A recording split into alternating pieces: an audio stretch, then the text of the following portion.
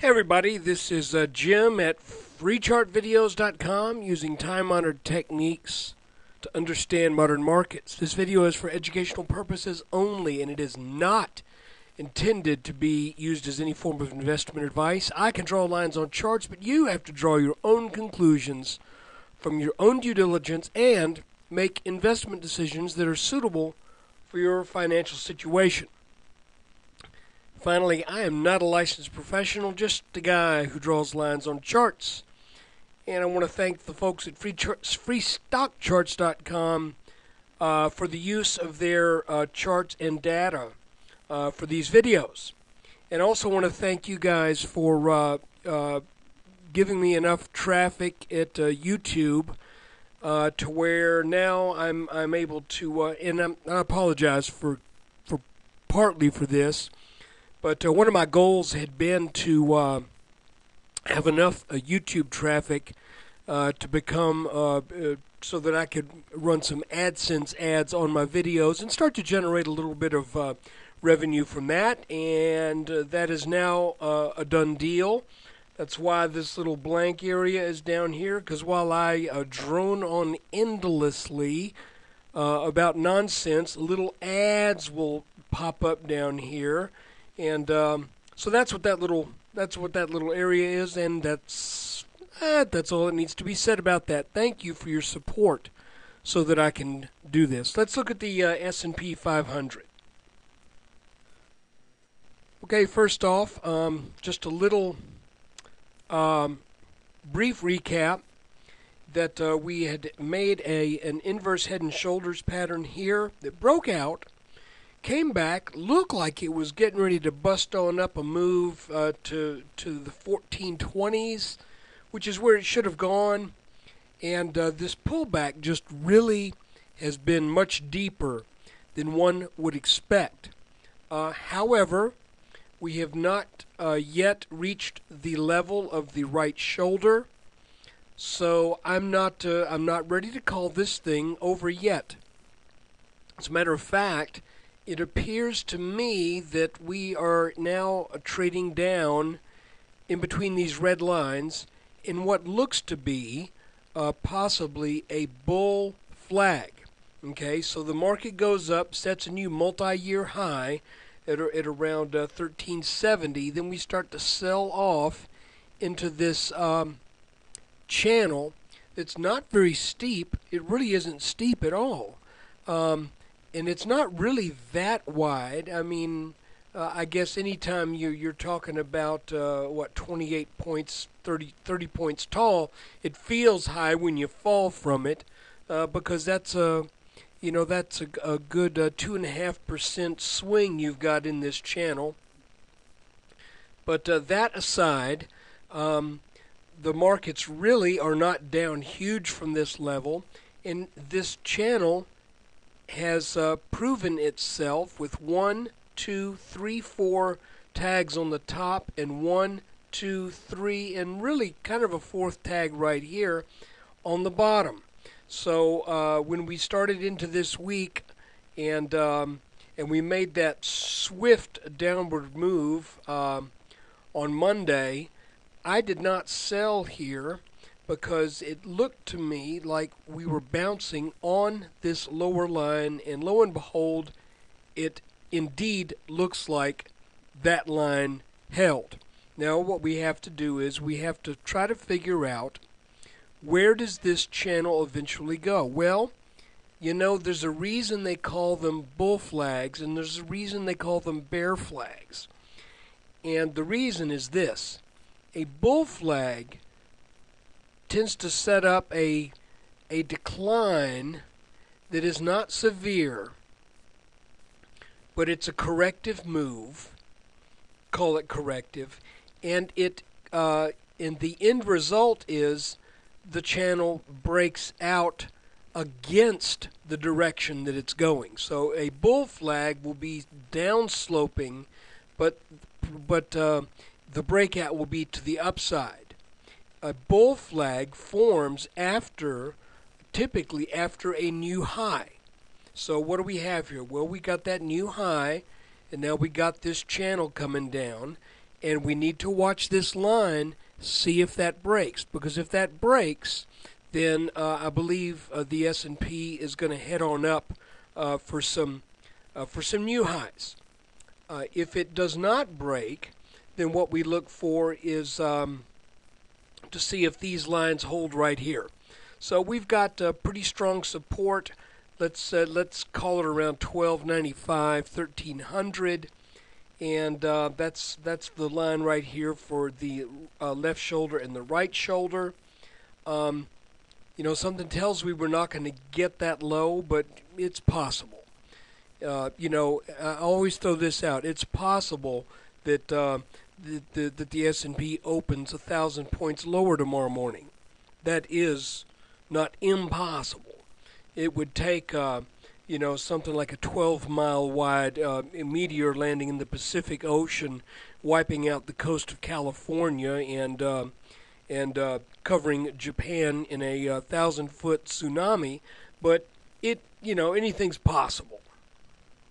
But right now the probability is we are in this pattern, and I think this favors an upside breakout. When? Who knows? Usually in these patterns you'll have a total of 6 turns in the pattern. So let's see, we got 1, 2, 3, 4, 5, 6, or if you want to count the actual turns, that's 1, 2, 3, 4, 5, 6, and then you start looking for a break one way or the other. So that is the hourly chart. Let's look at it a little closer. All right, looking at a 5-minute chart, and here, let me make a little room so YouTube can run their little ads down here. Anyway, in a 10-minute chart, you can see that the action over the past 4 days has made what looks to be, drum roll please, a small inverse head and shoulders pattern. Looks like it wanted to break out today, but right now we're just kind of hovering around this line.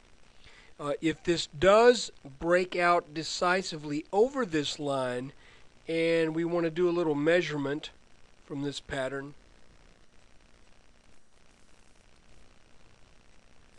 then interestingly enough, that measurement puts us over that top line.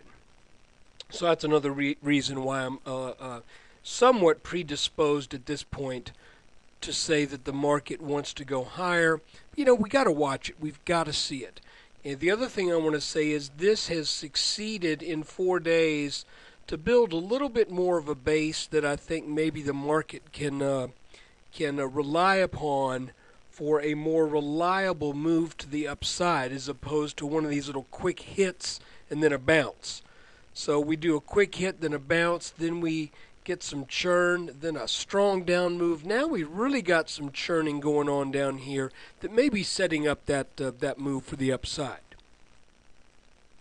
In the long range look at it, okay, I just pressed pause on my screen capture program and talked for about 2 minutes, and thought I was recording, but I wasn't. But here's the long range outlook. We can draw a trend line from the bottom of the bear market across the next low, which is the right shoulder bottom of this inverse head and shoulders. And then you can see that we have not really come close to that line. And I think this line is probably going to be fairly safe, but like I said, we've got to watch it. Always keep an eye on it.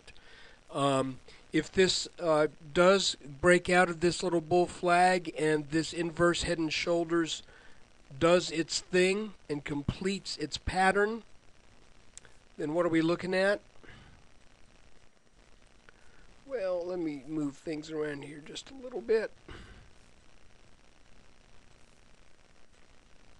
Pardon me while I rearrange the furniture. Let me erase that line. What we are looking at, and it's a little bit, when you measure this pattern, you usually start from the point of the breakout. So I'm going to say it's right here. And like I said, that's about 1432. I think it's safe to say with this long candle right here, maybe we can shorten that a little bit, put it in the mid 1420s for sure. If this pattern fulfills and we get up over this, and this bull flag ends up being a bull flag. Now, at some point, the markets are going to not cooperate with the pattern, and we will end up making a topping pattern. And one of the things you might be on the lookout for if that happens is the failure of projected targets to be met.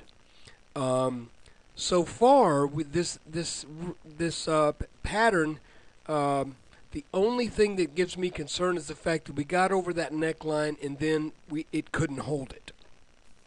So let's just see what the next days and weeks bring, and that's kind of the S&P update for May 26, 2011. And again, I want to thank you for spending your time listening and watching this video. And I am going to be preparing a special video tomorrow, or maybe late tonight, but probably tomorrow. I still haven't made up my mind what I'm going to do it on, and this is a video for those of you who want to donate to the website. A donation $10 or more will get you this video as my gift to thank you for your donation, because I do want to keep these S&P updates free. Folks, I don't know anybody else on YouTube who does a daily S&P update. I know I've missed maybe, 3 or 4 days in the past 6 or 7 months, but I don't know anybody else who's doing that. And it does take some time, and I do appreciate those of you who support me through that small gift. If you want to make that donation, feel free, and you will get that video when it's ready. I'm thinking at this point that I'm going to back up just a little bit and maybe do a video on just some rudimentary basics of stock charts. I think maybe to go back and let's define some language. Let's go into some terms that will help us to all communicate a little bit more clearly about what's going on. And I think it's a good time to do that, because while the markets are in this kind of sideways pattern of making up their minds which way they're going to go, we can for sure get down to defining our terms and talking about some basics of charting. So look, take care. Thanks for watching.